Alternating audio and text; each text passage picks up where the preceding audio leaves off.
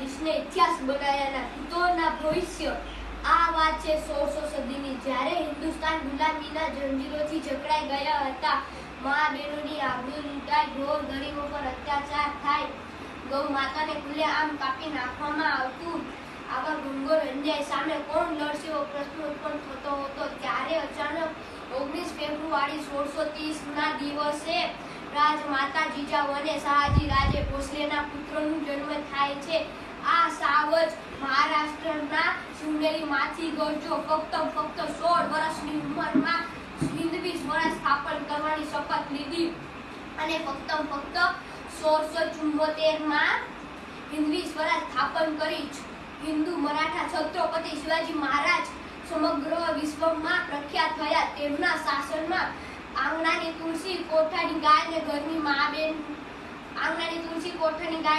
મા બેન દીકરીઓ સામે કોઈની ઊંચી નજર કરીને જોવાની હિંમત નહોતી। આવા ઠોર મરાઠા છત્રપતિ શિવાજી મહારાજ થઈ ગયા। એક મરાઠા તો લાખ મરાઠા, હર હર મહાદેવ।